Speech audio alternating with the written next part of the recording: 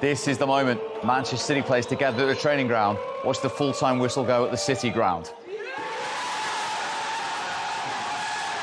And that's when they knew, for the 5th time in 6 seasons, they were Premier League champions. And still, the champions of the land, Manchester City.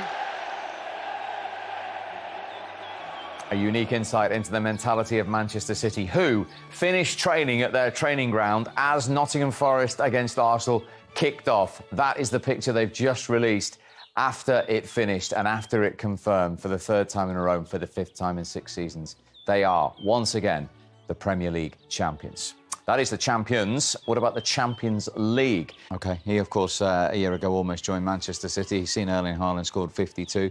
They've got 3 league games, which mean nothing, and then they've got 2 cup finals, which mean everything. Treble for you? Yeah, I think so. Especially with the way they demolished Real Madrid, a team that we all thought, oh, they saved themselves for the Champions League. They know how to win it. And they literally demolished them. And I watched Inter Milan the other day, and the only way I could see Inter Milan beating them, and if they do beat them, I'll be very surprised, is if they had Jose Mourinho as manager to spoil it for City. But the way they're playing now, and, you know, just looking at that video as well about their hunger and their desire to drive, I cannot see them now with everyone fit going into it. I cannot see them slipping up against that Inter Milan side. Everything being equal, yes. The one I would worry about is Manchester United in the Cup. Why? I think United have got so much to play for, to stop City, the rivalry, all things thrown in the mix, that I think that might be the toughest of the lot. I can see them lifting up the Champions League, not a problem. But United have got so much to play for. Do you go along with that? Absolutely. I think the Man United fans would love Man United to stop them from doing the treble. Man United's treble was amazing, I remember it. And City are on the verge of doing it. They'll want United to stop that. Yeah, no, it's going to be fascinating. I mean, Manchester City are the best team for a long, long time that we've seen, and I think they can go and win the treble now. I think they've done, you know, a lot of the hard part.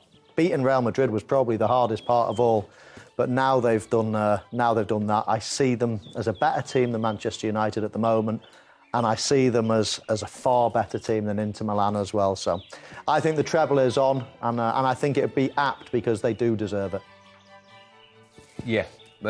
Listen, I'll be astounded if they don't pick up all 3 trophies. I think probably they deserve it, but you've got to earn it, not deserve it. I think the way they play, it's taken Pep a while to get to this. I think the best he's ever been in respects of his team and how ready they are for something like this. And I cannot see them from this position slipping up now. I think they win the Champions League, and then it's up to Man United to stop them from winning the treble. Okay. I think they're going to do it. Well, Manchester City, of course, at the Etihad will pick up the stadium, the trophy at the Etihad against Chelsea. But we have a replica of the trophy in the studio just to finish the show with.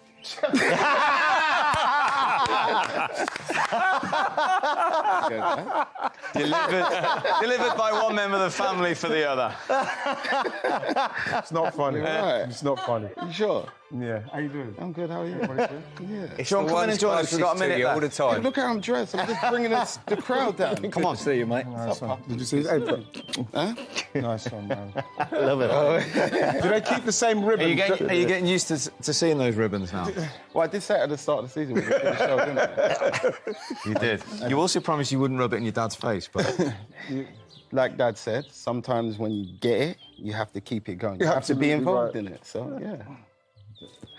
That's it's got to be such a shame. It's too close. It's too close.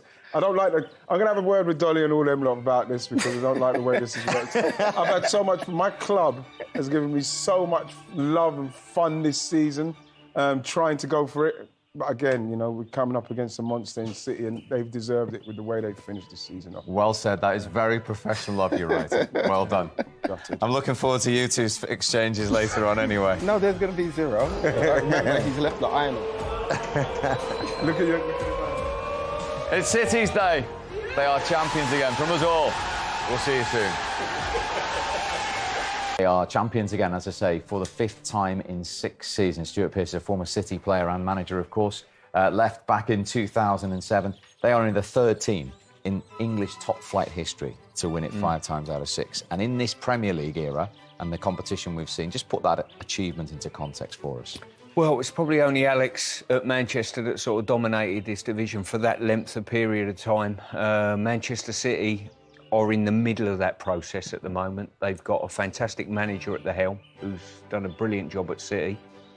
Where they might go on to, I don't know, because I've been up there of recent times, and the standard of football that they're developing at the moment is football that I've never seen before, if I'm being quite honest with you. They took the field against Arsenal in a must-win game, by the way, when Arsenal come to the Etihad, and played them off the pitch from start to finish. They've done the same again in semi-finals against Bayern and against Real Madrid, and played a standard of football that's just absolutely mind-blowing. And the achievement, but also the way they've done it this season, 11 wins in a row, to claw back that points tally while still getting to an FA Cup final and a Champions League final. Yeah, I think we've seen it before with the great teams. At the end of the season, they just seem to hit another gear and just motor away. And faultless, no mistakes. You know, lots of teams did it. I remember the teams that Stuart's referring to, the Manchester United team. You'd often see them make a lot of mistakes early in the season, but they always say sort of March, April, May onwards, they were just really kicked into gear. And I think it's the same with this Manchester City team at the moment. They've got everyone fit. They've got everyone absolutely on the top of their game for the real, run-in for the title. And as Stuart mentioned, recently, some of the football they've played, well, it's drawing comparisons to some of the great teams of all time. I don't think you can quite call them that just yet. They haven't won a Champions League. They've not won the treble yet. Yes, they've won and dominated the Premier League. But I think they've got to go and win a Champions League as well before you can start comparing them. But what your eyes are telling you, watching it visually, is as good as I've ever seen, I think, just in these last few weeks. I watched that Champions League semi-final the other day and I just thought, how do you play against that?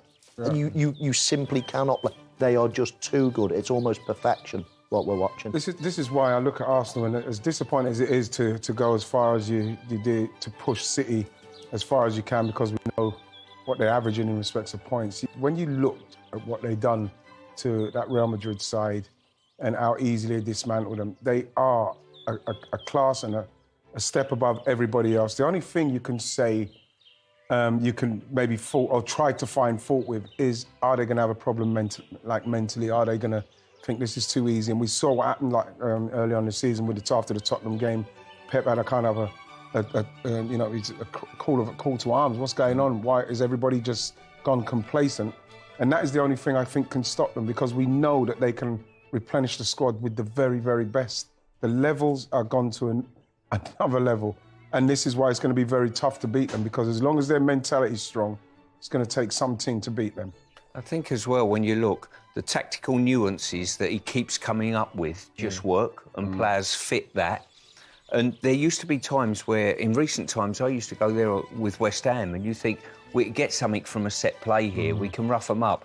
And all of a sudden you think, in their back line, the smallest one's Carl Walker at 6'1". They're physical, very big animals now. You can't score from set plays against them.